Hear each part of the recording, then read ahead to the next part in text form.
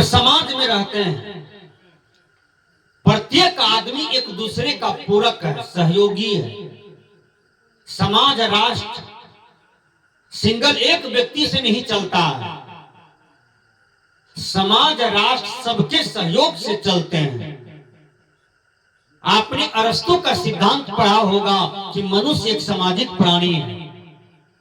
वह समाज में जन्म लेता है, समाज में उत्थान और पतन की प्रेरणा लेता है। समाज का निर्माण एक बच्चा से लेता है, वह बच्चा हमारे बीच में है। आपने सुल्ताना का नाम सुना है?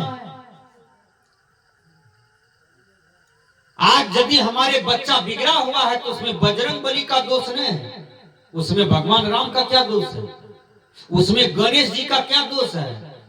एक आदमी का बेटा 10 वर्ष की अवस्था से दारू पीना शुरू कर दिया, दारू छूटिए नहीं रहा है।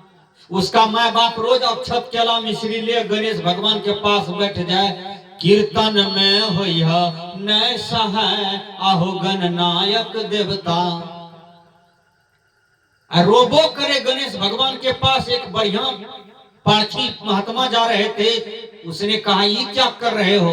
कहा बेटा का दारू छोड़ा रहे हैं, गणेश भगवान को कह रहे हैं कि दारू छोड़ा दीजिए। कहा रे पागल, उस जवान बेटा को तुम दारू छोड़ाना चाहते हो तो सत्संग में बैठाओ, प्रज्ञावान संत महापुरुषों के संसर्ग में बैठाओ। जरूर तुम अपने जीवन में भूल किए हो कि तुम सत्संग को स्थान नहीं दिया है, इसलिए तुम्हारा जवान बेटा बिगड़ा है। वो बेटा आज बात नहीं सुन रहा है, वह बेटा नशेरी, गजेरी, भंगेरी, मचखौका हो गया, मांस खाने वाला बन गया। आज वह मानवीय कर्म नहीं कर रहा है। विचार कीजिए, हमको ये विवेक होनी चाहिए कि हम क्या खाएं क्या नहीं खाएं। खाने के लिए तो बहुत कुछ है, खीर है, दूध है, किशमिश सोडा है, बेदाना अंगूर है, रोटी चावल घी मलिदा सब है, सब विटामिनेदार है।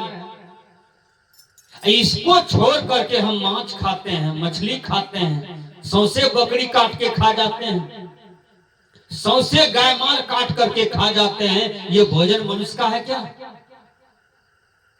जब मनुष्य पैदा लेता है, जन्म लेता है तो मां का स्तन का दूध पीता है। बीच में वह भैंसा, गधा, ऊंट, नेड़िया, बिज्जी, सांप, कछवा, बकरी, सुगर, कुत्ता, बिलाई सब खाना शुरू कर देता है। ये मनुष्य का भोजन है। इंग्लिश के विद्वान कहते हैं my stomach is not a graveyard that I sell it dead body. जब मांस खाने का इतना आपको शौक है तो कोई बूढ़ा बूढ़ी मर जाता है तो उसको क्यों नहीं खाते हैं? उसमें भी तो मांस है। बढ़िया से सब चीज दीजिए, काट के बना के खा लीजिए, फेंकने की क्या जरूरत है? वही मांस तो पशु में है, वही मांस तो पक्षी में है। कबीर साहब ने कहा जस मांस पशु की तस मांस नर की, रुधिर रुधिर एक साड़ा जी। पशु की मांस भखे सब कोई, नरहीन भखे सियारा जी। सियार को जो है, कोई मरा हुआ आदमी को फील्ड में छोड़ दीजिए तो सियार नहीं खाता, कहता है बड़ी महकता है मनुष्य का देह।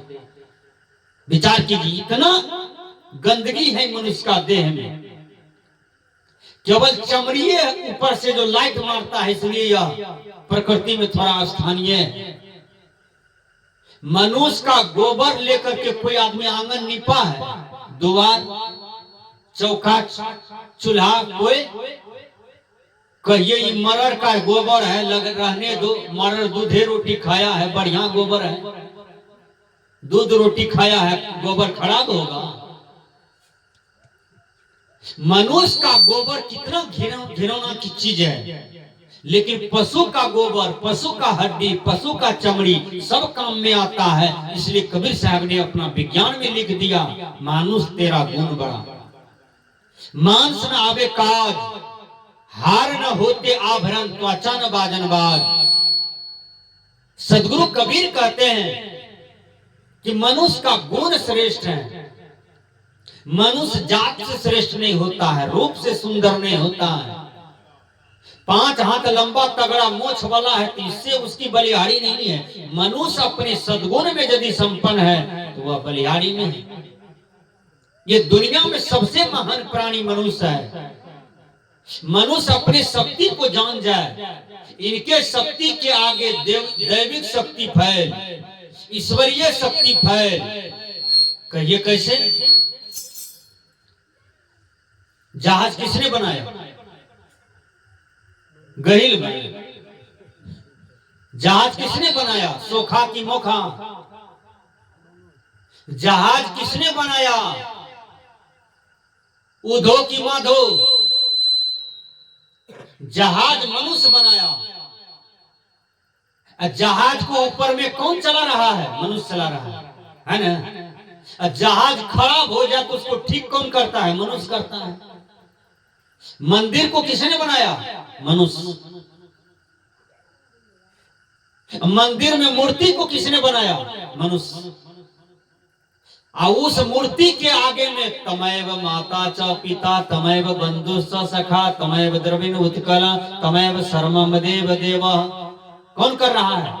या देवी सर्वभूतेषु संस्थिता शक्ति रूपेण। कौन कर रहा है? मनुष्य ने कर रहा है। मंदिरों मनुष्य बनाया, मूर्तियों मनुष्य बनाया, पूजो मनुष्य करता है। अब 3 दिन रहने दिया दशहरा मेला में, उठा के पटक दिया पोखरी में, ढा ढो दिया। कौन ढा ढो दिया? मनुष्य ढा दिया। कितना कटखेलाई मनुष्य करता है दुनिया में, है? बनाया मनुष्य, अब पूजा भी किया, उठा के पटक दिया पोखरी में, एक के बार में मिला दिया मैट को। फट्टी उधर, मट्टी उधर, खड़ उधर। इसलिए गुरुवर कबीर ने कहा, मानुष तेरा गुण बड़ा, मानस ना आवे काज, हार न होते आभरण तो अचानक बाजन बाज। एक जगह रामलीला वाला आया था। रामलीला वाला 3 दिन रामलीला किया। उस क्षेत्र से 25,000 लोग जुटने लगे देखने के लिए। दौलतपुर, श्रीपुर, वीरपुर, करजैन, रतनपुरा, है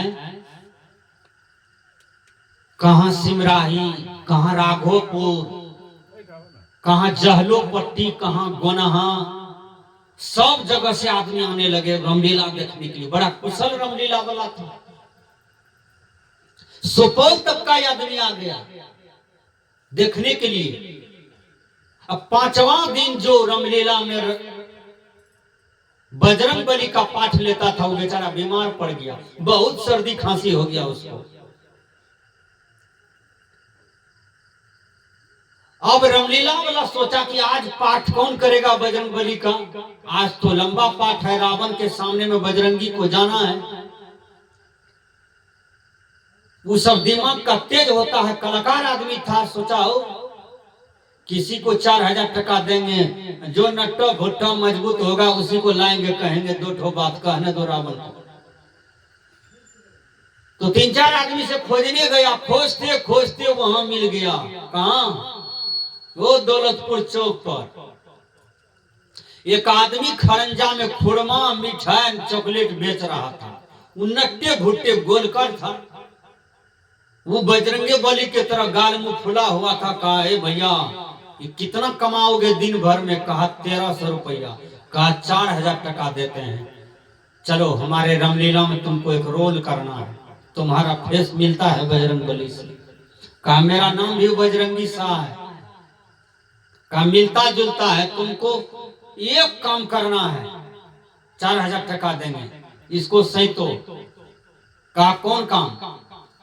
कहा रावण जब आएगा तो तुमको पूछेगा तुम कौन हो, तो तू कहना हम श्री राम के भक्त हैं। फिर रावण तुमको पूछेगा तुम किसका काम करते हो, तो तू कहना हम राम का ही काम करते हैं। कहा यही 2 ठो बात कहा। कहा लिख दीजिए सदा ढड्डा में, हम तब तक में खुरमो बेच लेंगे, मिठाइयों बेच लेंगे, आज शाम में न होगा रामलीला, रट लेंगे, तब तक हम आ जाएंगे आपके मंच पर। वो खुरमो बेचता था, चॉकलेटो बेचता था, मिठाइयों बेचता था। वो रटबो करता था कि मैं राम का भक्त हूँ और राम का काम करता हूँ। मैं राम का भक्त हूं, राम का काम करता हूं। ये रट रहा था। जब शाम हुआ तब याद आया कि रामलीला वाला के पास जाना है। आया तो उसको एकदम बजरंगी बना दिया, कपड़ा लता पहना दिया, पूछ लटका दिया, गदा दे दिया। कहा चलो पहले स्टेज पर सो तुम्हारा ही होगा। इसको चढ़ा दिया। 25,000 लोग पंडाल में बैठा हुआ है। ये जैसे चढ़ा था एकदम ताली बजने लगा। वाह क्या बजरंगी है, क्या बजरंगी है, वाह जय हो हनुमान। 25,000 लोग एकदम गूंज उठा, जय हनुमान जय हनुमान। इसका मुंह कान तो खोल करके एकदम भगवान क्या सुख में है आज हम। उधर से 5 हाथ लंबा लोग आया रावण बन करके। वो कर्रे मोछ एकदम वो नकली 10 ठो मुड़ा पहने हुआ आया। हाथ में तलवार था, उसको वो धड़गड़ तलवार था।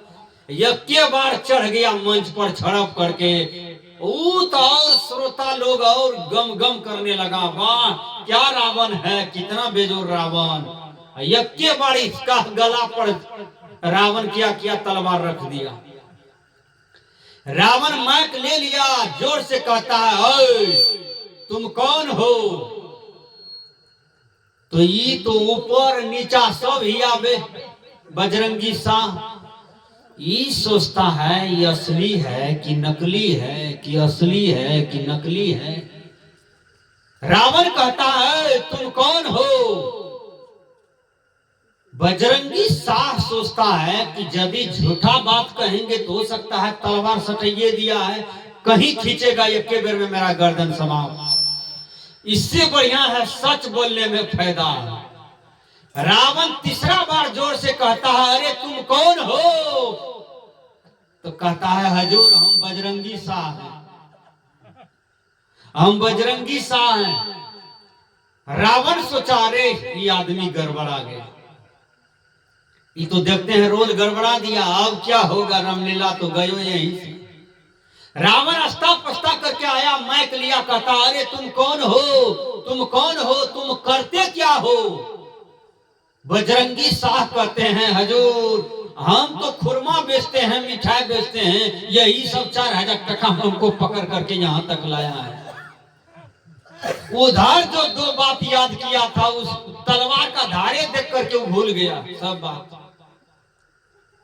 तो जो नकली देवता है उसके पीछे दुनिया के लोग दौड़े जा रहे हैं। जो असली देवता है, असली भगवान है, वहां पर आते नहीं है, वहां माथा टेकते नहीं है। नकली के पीछे बिहार, असल लंग रुसल नकल बिहार बेकार।